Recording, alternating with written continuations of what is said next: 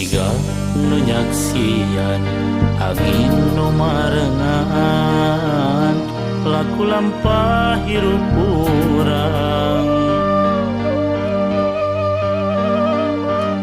kadang teu sadar urang sapopoe sok mopohokeun anjeun saking betah hirup di alam dunya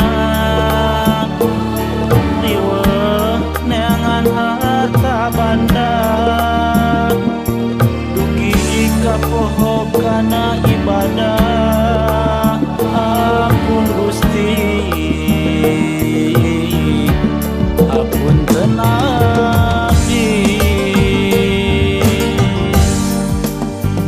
naku naon